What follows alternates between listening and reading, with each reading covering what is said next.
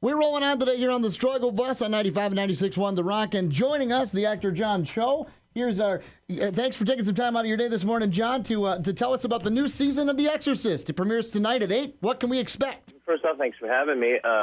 Excited. The season 2 of Exorcist starts out with Marcus and Tomas, the exorcists from season 1, finishing up an exorcism. It's 6 months later. The previous season took place in Chicago, and the family they were helping was headed by Gina Davis. And in season 2, they will meet my family. I play Andy Kim, who's a child psychologist who recently lost his wife. They have a bunch of foster children together, no biological children. And the family's in peril because, we're in danger of breaking apart. We've lost Mom, and now a demon is going to threaten us, and the exorcist must come to our aid.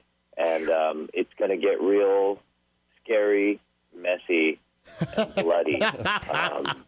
Excellent. What's it like to film something like this? In some ways, everything's the same. There are obviously continuity of there's acting is acting, and on the other hand, it is. There's a different language to horror. There's a different camera shots that you have to do. There's the effects are different. I'm learning all of it because I've never done a horror film, but it's been real fun seeing people in makeup, people with afflictions and false teeth and blood in their mouth. It's real. Like I feel like a kid. You know what I mean?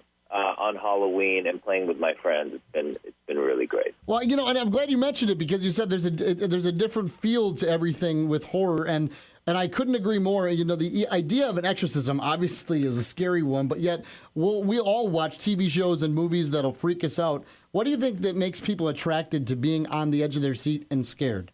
I don't know. I think it's sort of. I've been thinking about this too because I'm new to it, but I wonder if it's. We like having we like being pushed into having physical reactions. It's like we like laughing, and then we like jumping out of our seats. If someone can make us do that, it feels really satisfying somehow. And I don't know exactly what that's about, but I think it's fun to be pushed to the brink of a physical reaction. Absolutely. Does that make sense? Is that? Yeah, that totally makes sense to me. Could that be it, you think? I think you're onto something there, John. Yeah, I personally, I really try to stay clear of the Exorcist stuff, but my wife forces me to watch them, and because she likes to mess with me. But as a spectator of horror, what do you look for when you're trying to watch a horror film or a horror TV show? What are your perfect characteristics for one? Well, I got to say, I haven't watched a lot of horror because I'm with most people in that it's been. I'm with a lot of people who think that it's a little scary and don't care to get scared. And now I'm starting to get into it. And what I'll say has been working for us this season is, and I'm going to be looking for it, is when you establish a character and you establish a situation.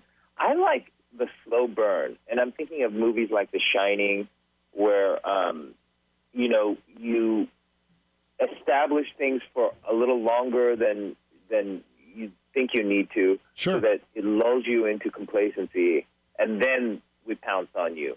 And I got to say, rather than starting out with a big bloody mess, I love the slow burn.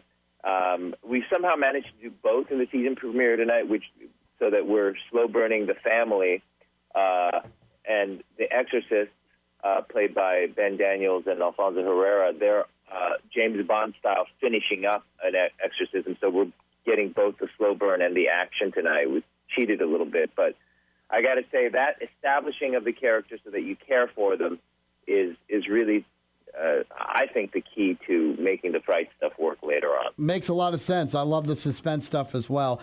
But talking about you just as an actor, you're a well-versed guy. I mean, you got your solid start with American Pie, and then, of course, Harold and Kumar, but you've taken on some more serious roles as of late. So comedy, serious stuff, which one's more appealing to you, and why is it important to you to have a variety of stuff on the resume?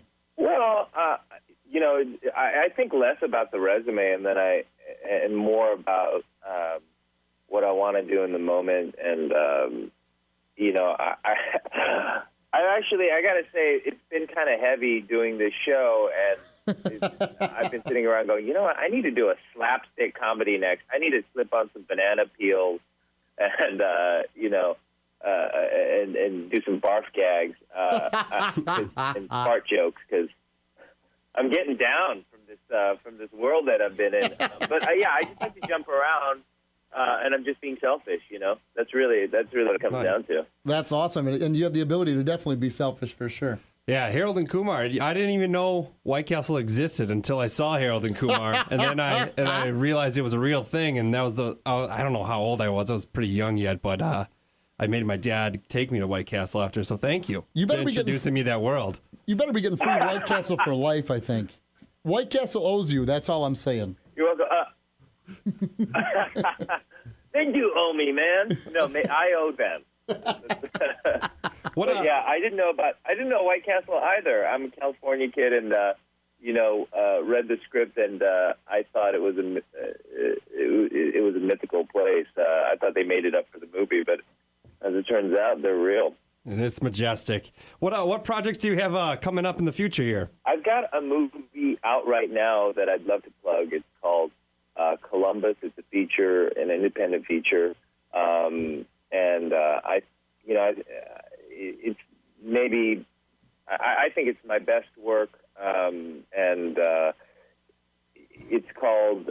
I said the title is called Columbus, and it's about two people who get to know one another while discovering the architecture of a town called Columbus, Indiana. We shot it there, and it's been very well reviewed, and we've been slowly spreading across the nation in more and more screens. So look it up if you're into it. Excellent. Very, very cool. Well, John, we know you got to go. We know you have a ton of stuff to do with the big premiere tonight, but we thank you so much for all your time. Good luck with The Exorcist, and come back and talk to us anytime, okay?